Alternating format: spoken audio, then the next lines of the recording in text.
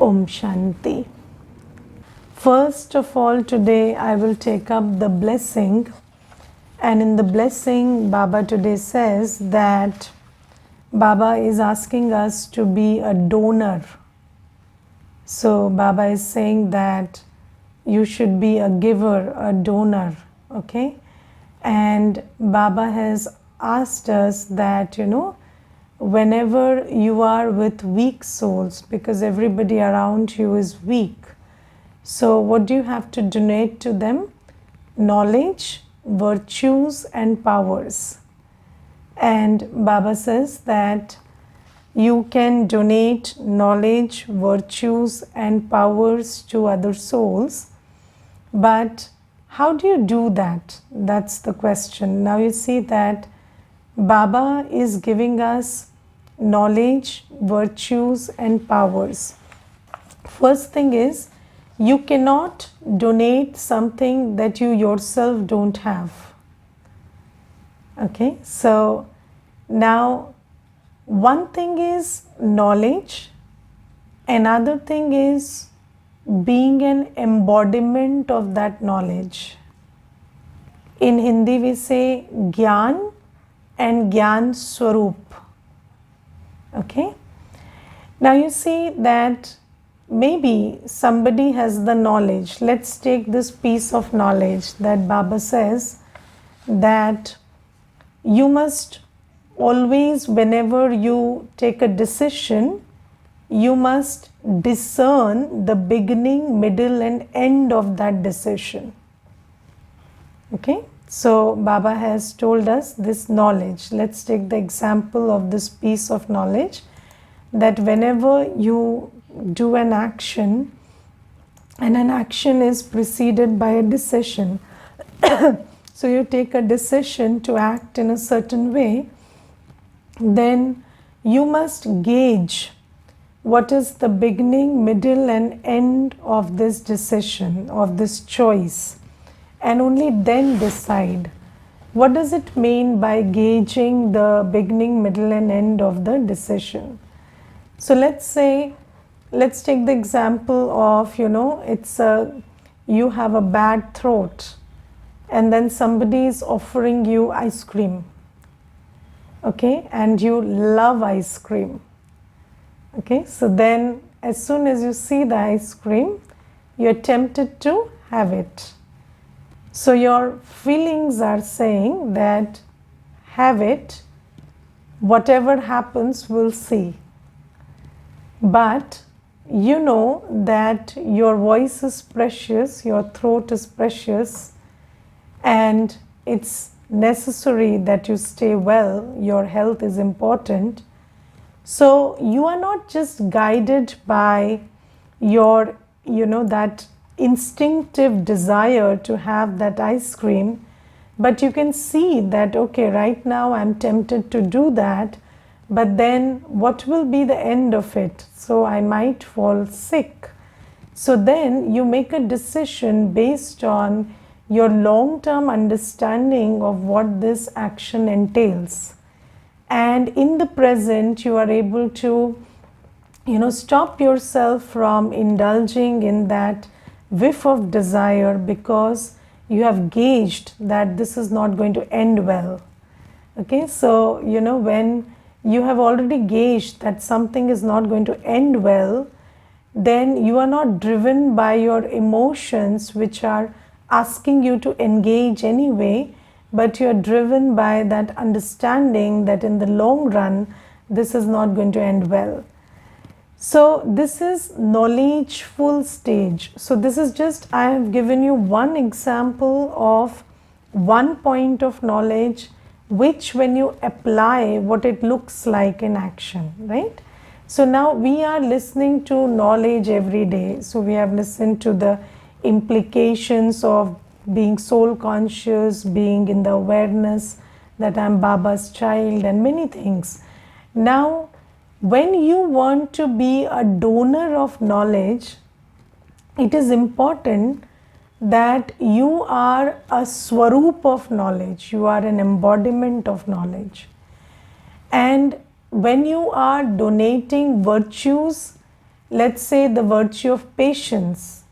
So you have to have patience to donate it. So if you don't have something, you can't donate it. This is the first principle. Second principle is what Baba underlines today, and I found it very, very interesting. Baba says the spiritual meaning of donating is to give cooperation. The spiritual meaning of donating is to give cooperation. Now, what does it mean to cooperate? So, cooperation means if somebody is incapable of doing something, you pitch in and you fill the gap. What is cooperation? If somebody is unable to do something, then you pitch in and you fill the gap, and in filling the gap you also inspire them to do so, right? Now, when Baba says the real meaning of donating is to be cooperative or to give cooperation, what does that mean? So let's say that somebody is not knowledgeful, somebody doesn't have knowledge, so he doesn't know that you are a soul and you deserve love and respect, but you are knowledgeful. So instead of telling them with your mouth that I'm a soul and I'm worthy of love and respect, you be in your state of giving love and respect anyway. So even when they are incapable of expressing love and respect to you, you stay loveful and respectful anyway. So when you do that, so they learn by your form of being knowledgeful. So even knowledge is not given just through words. When your behavior shows that you are holding that awareness inside, when you are soul conscious and you are able to maintain your sweetness, your lovefulness, come what may, then other people also pick on that energy. So even if somebody is not able to act knowledgefully, somebody doesn't know that we are God's children, somebody doesn't know that I am your soul brother, so you don't forget that because they forgot it. So let me give you an example from Brahma Baba's life which would make you understand this. So there was this one person, and he had some issues with he did not like the yajna. So he did not like the activities that were going on under Shiv Baba's guidance. So everybody is entitled to their opinion, and he had that opinion, right? So then what happened is, this person was the editor of a newspaper, and then he started publishing defamatory stuff about Brahma Kumaris. Okay. And then Baba also, at that time, Baba's children, some of Baba's children were also very affluent and had connections in the society. So those children of Baba, they went to Baba and they said that Baba, you give us permission and we will sue that person, we will just take him to court because he is defaming us. And then Baba says that, you see, he is defaming me because he doesn't have the knowledge I'm his father. But I have the knowledge that he is my child. So even if the child doesn't recognize the father doesn't stop recognizing the child. And a father never goes and files a case against his child. So I am not going to give you that permission. And you go and you just write a letter to him and you say that even if you defame me, you are my friend. So in Hindi it is called Ninda Hamari Jo Kare, Mitra hamara so hoy. And in Hindi, in literature, there's a very good saying that your best friend is your greatest critique. Yes, so if somebody is criticizing you, no problem, he is a friend.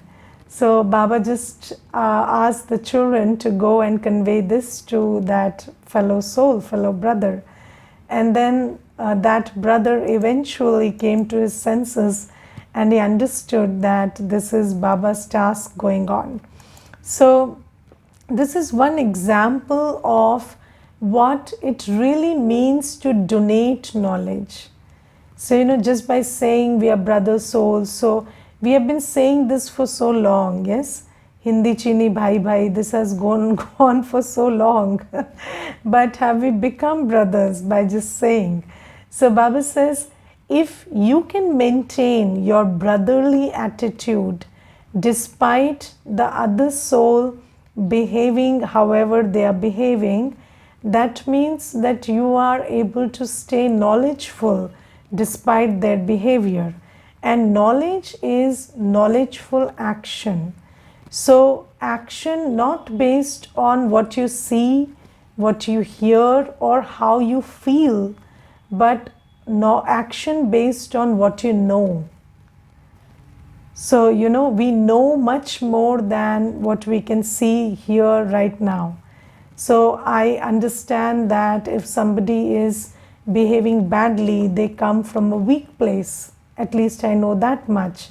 So I have to not be illusioned or disillusioned by their behavior or their words, and I have to stick to my knowledge that this is the person in front is a loveful, peaceful, powerful, pure Baba's child. And when I maintain that drishti, then what happens is I'm being knowledgeful. And this is how you make the other person knowledgeful. So nobody is impressed by a knowledge. People are not impressed by your beliefs. People are impressed by how you behave. So when you are acting knowledgefully, then they would be, I don't know what, they would feel like, understanding what your path is, and they would feel like understanding what knowledge is. So this is knowledgeful behavior. Then how do you donate virtues? So let's say you want to donate the virtue of patience. So first thing is you have to have patience, and you have to hold on to that patience even when the other person is very, very impatient. Yes, so if the person in front of you is impatient and you are waiting for your train or your flight, and they keep asking you 20 times in 1 minute, why is it late, what's happening, what's going on, I don't know, if check please if something is wrong. So you understand that this person has impatience, right? So they are not able to wait in peace. Then you should have the ability to stay cool and calm and answer their queries. So that's patience. So how do you donate virtues? You donate virtues by being an embodiment of virtue.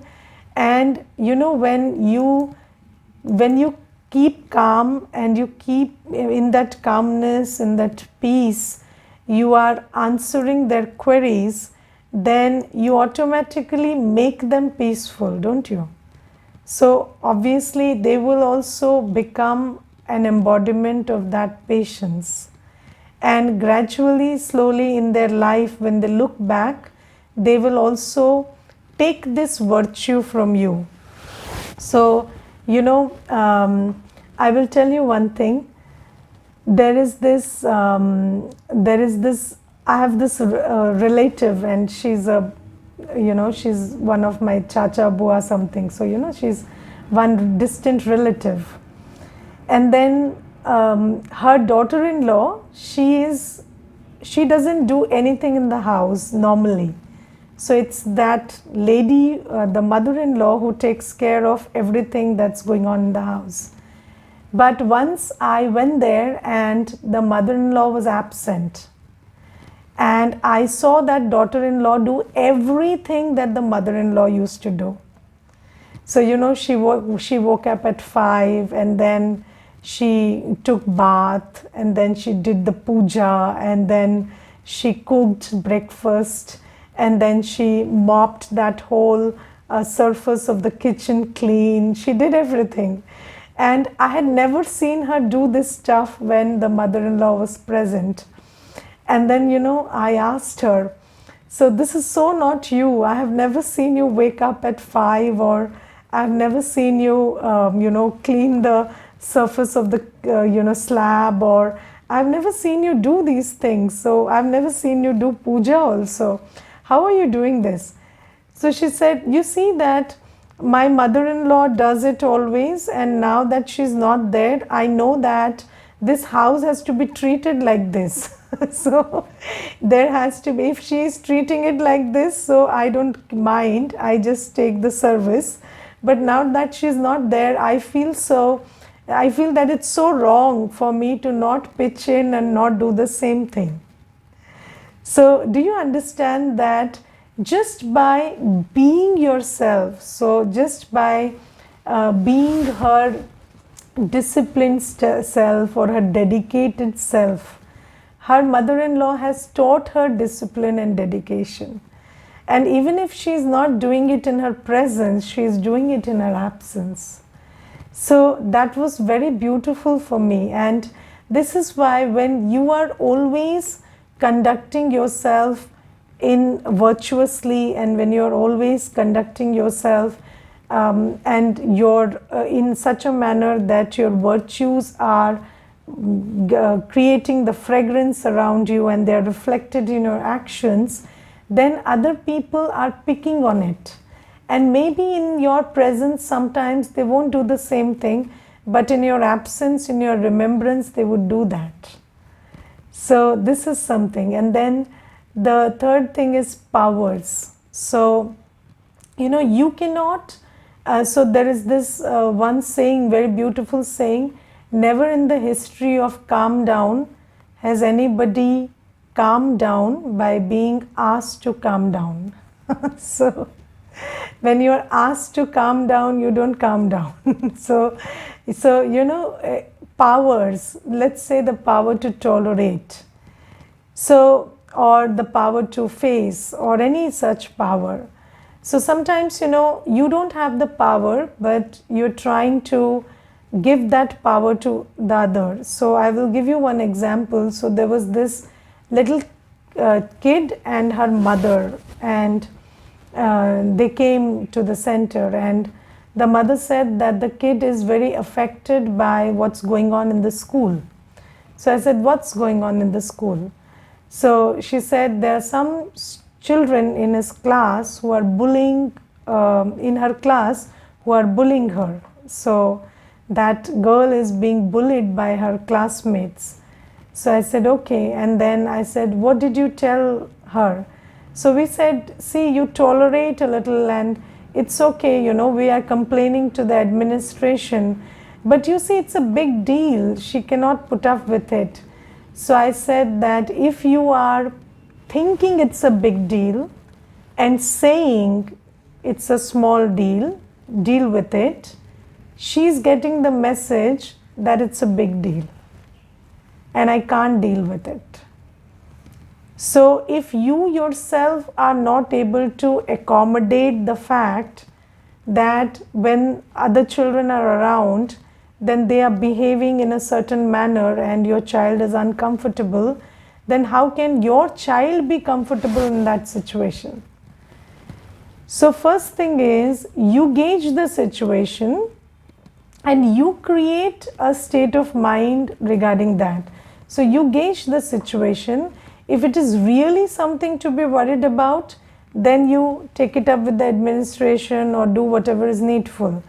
But if you feel that this is normal and this is something that will happen in the school, then you be okay with it first. So you assimilate it within yourself that okay, these things will happen. It happens in every school, every class, and this will happen. And when you are okay with it, and then you tell the child that, you know, it's not a big deal, it's just okay, it's normal, it's just children being children, why are you being so worried about it? So then that would make an impact, because you know, when you're internally thinking it's not okay, and then you are externally saying it's okay, you can tolerate, it's not a big deal, then the message that's going from you is very, very confused. So this is why Baba says that when you want to give power to somebody, and you know, there is another classic example. So let's say there is a girl who comes back from her in-laws' home, and then the parents say that we are here for you, we are cooperating with you. So with the words they are saying that, you know, not everything is okay and we are cooperating with you, and we are here for you. But internally they are saying, oh, her life is spoiled. You know, and what would she do now? And it's a big deal, and this shouldn't have happened. And then what happens is, although they are saying that it's okay and we are here for you and we will deal with it together, the girl doesn't get that reassurance because internally you are disturbed by it. You have not accommodated that scene, or you have not come to terms with it. You have not used your power to tolerate and accommodate for it. So you don't have the power to adjust with this new situation. Then how can you inspire the other person to adjust with this? So this is also something that needs to be kept in mind. So this is why Baba says, A, you need to have what you need to donate. B is cooperation. Cooperation means donation. Cooperation means you pitching in and filling the gap where the other person is not able to. But you pitching in and filling the gap of, you know, staying tolerant when the other person is not able to tolerate will only happen when your tolerance level is very high. So, you know, you are able to tolerate the fact that your daughter is back. You are also able to tolerate the fact that, you know, she is miserable and she's venting it out on you. So sometimes, you know, you are able to tolerate the fact that she's back, but not tolerate the fact that she's blaming you for it. So, you know, sometimes when people are in low spirits, they will blame the person who is least to be blamed. But then when you have all the tolerance, then you will be able to radiate that energy, which will help that person tolerate this new situation. So this is something. And then there are so many things in the Murli to discuss today, but we will not do that because it's a class of new souls also today. So I wanted to do these practical things. And then there are 2 questions, so I would take that. So you had said that angry or hot-tempered souls should be physically avoided, but a decision to stay away from them, especially if they are a close family member, then it leads to a worse condition. How to do it?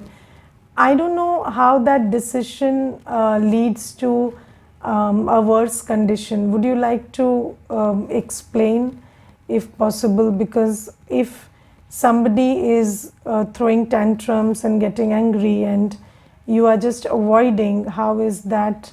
You are just maintaining, you know, physical distance. How does that complicate the situation?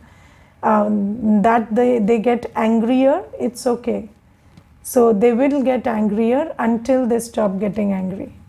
So, and in any ways, you have to protect yourself. So you are a soul, you are not, your life is not, your life is not about physical distance between husband and wife. Okay, they are not, you are not husband and wife. You are souls on a karmic settlement, first thing. And second thing, when somebody is angry, if you want to help them in any capacity, it is not about a husband and wife. It's about any soul on the planet. You want to help somebody, you have to be in your sanity. If you have lost your sanity, you cannot help yourself, you will be in need of help. So first duty of every soul is towards themselves. We have a slogan in the yajna, safety first. So it's always safety first. So first you have to understand that even if you want to do anything for anybody, you have to be in a position to do that internally. And if you are allowing the other person to just, if you are just taking it, if you are not taking care of yourself, if you are not protecting your internal sanity, then you will be in need of help, you will not be the person helping. So this is A. Second thing is, so when you protect yourself and you maintain your sanity, and then so first thing is psychological health. So if you are not in good psychological health, then you cannot even think of being spiritually, the spiritual wellness is just an idea for those who are psychologically unwell. So first you have to protect your mind and you have to be in a psychologically fine place. And then when you are okay, you are able to, you are not thinking about the husband, you're not thinking about anybody, you're just in your place of, being yourself. And that time you can meditate, you can draw power from Baba, and you can create the atmosphere in which the angry person also benefits, or you can create the food, or you can create the vibrations in which they thrive and they receive that spiritual nourishment. So if you are not protecting yourself, then you cannot help anybody and you will need help eventually. So this is something that needs to be understood. So you cannot have a codependent relationship and depend on that codependence where both the parties are pretty pretty weak. So what is a codependent relationship?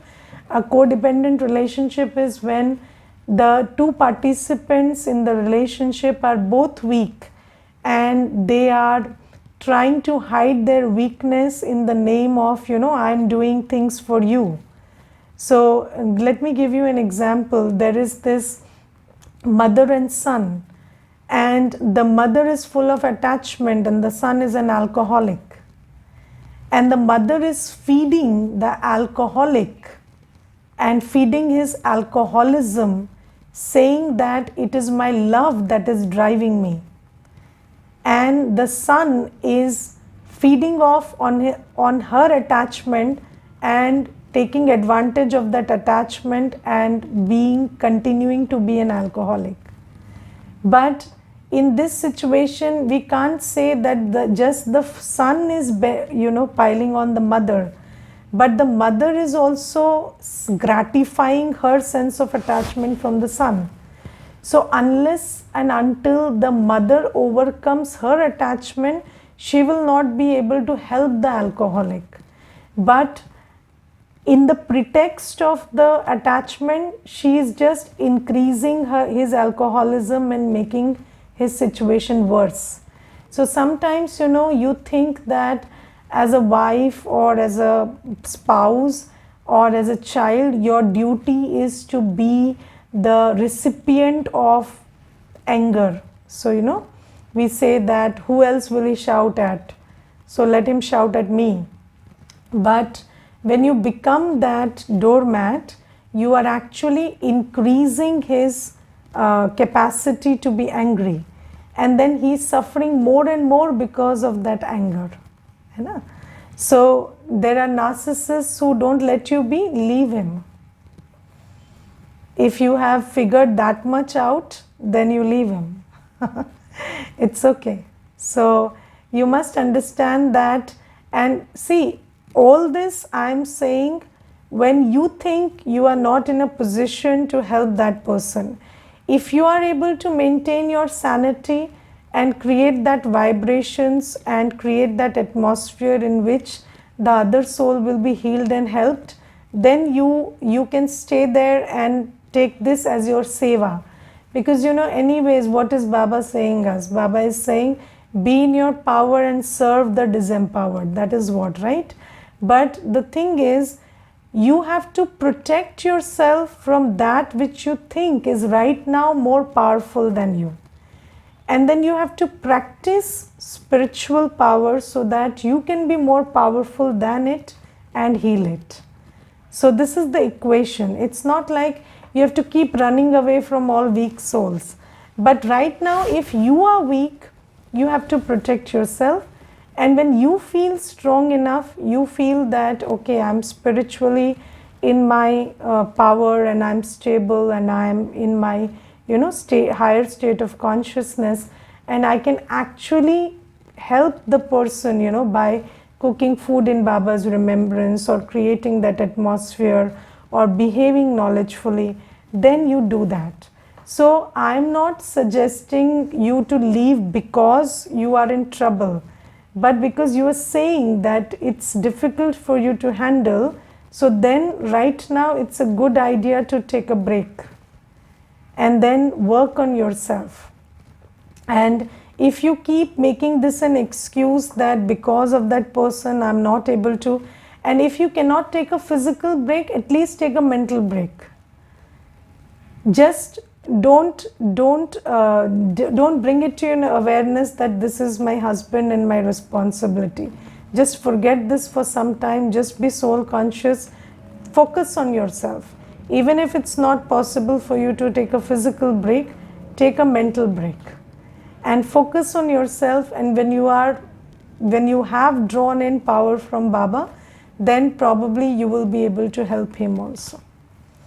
Okay, so this is the thing. And then there is a second question. Sometimes we don't do what a weak soul wants. They become aggressive and manipulate. What to do? So when you have understood that they want you to do something and they are manipulating, I don't think that is manipulation. So you figured that out. Manipulation is when they are manipulating you and you don't know.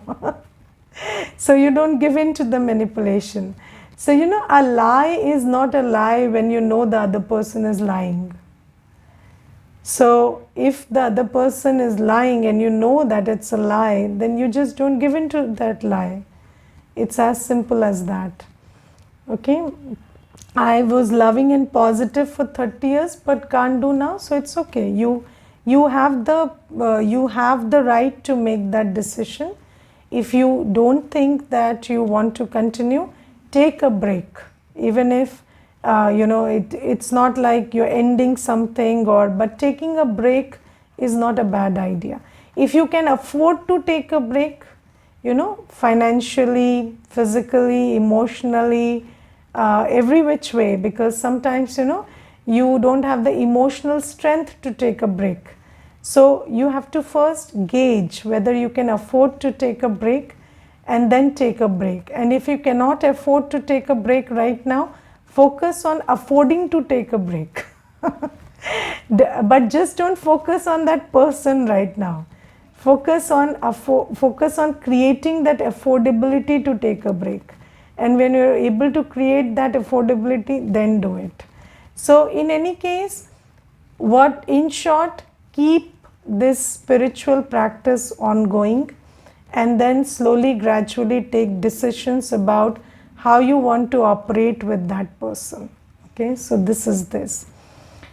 And then I want to take just one point from today's Murli. Baba says that, so Baba has given us the indicators of soul consciousness, which is a beautiful point to churn on in today's Murli. But Baba today says that you cannot be soul conscious if you are not doing seva. Yes, because you see that one of the qualities that Baba today mentions about soul conscious souls is they are sweet. right? And about body conscious souls is they are bitter. But isn't every body conscious soul bittersweet? Yes, so we are neither bitter nor sweet, we are bittersweet. So when Baba says bitter, it means bittersweet. So where there is bitter, Baba doesn't recognize the sweetness. Now what happens is, when you are not soul conscious, then sometimes you are very sweet, but even that sweetness is driven by vices. Yes, you are in attachment and your expectations are being met. You're very sweet. Your greed is being satisfied. Very sweet. Somebody is massaging your ego. Very sweet you are then. But that's not sweet. So Baba says, until and unless you're doing something where you are not driven by vices.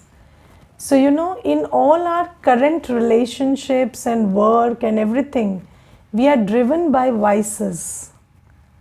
So there, even when you're sweet, sometimes it's not because of some self-realization. It's because of that vice being quenched. So Baba says, when you really want to understand what sweetness is, you have to step out of your, bondages, your relationships, your this and that, and do something altruistically. So it has to be altruistic. It has to be for somebody that you're not related to, for somebody that, it's for world service. So when you invest your body, mind, wealth, time, energy in all of that, that will make you very sweet. Because you can only do that when you are completely soul conscious. Otherwise, we are all trying to be sweet, but then sometimes our vices, they cheat us, they trick us into believing that we are sweet, whereas it's only that vice is being temporarily quenched. So when you want to be sweet, and true sweetness comes from being in yoga with the ocean of sweetness, and you are sweet as a result of yoga with Baba only when you are doing altruistic seva and there are challenges in it. Then there's nothing else that can keep you going, because there is no external benefit or anything else that's keeping you going. So if you are able to keep going in seva, then it's only Baba's sweetness that can drive you. So that's why without seva you cannot really be sweet. I will give you one example. So there was this mother and son, and the mother used to come to the center, and there was this program. We were conducting a course. We were starting a course, and we had printed pamphlets announcing the beginning of the course. And then the mother said, let's distribute it in the park. And she took her son with her.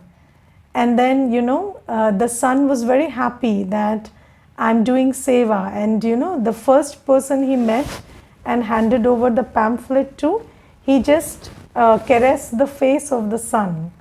He said, oh, sweet child, you're giving me this pamphlet. So the son was very happy, and he said, Mama, I'm enjoying the seva. And then, suddenly there was this one person who took the pamphlet and tore it in front of the son, and also said, why are you disturbing me in the middle of my walk? And then the son came running to the mother and he said, Mama, we won't do this seva. It's not good. If people don't want, why should we do it? So the mother said, you just said that the seva is very nice, but it was not the seva which you liked. It was that return that was coming. Now that the return is not coming, you are irritated. But child, this seva we are not doing for that, no, that people will come and congratulate you. We are doing it because Baba's seva, we have to do it. So then even if somebody is hurling abuses at you, you still smile and give them the pamphlet. And slowly, gradually, now it's been 7 years, that child has learned to smile and distribute pamphlets. So sweetness you only learn in seva. You cannot really be sweet without seva. Okay. Om Shanti.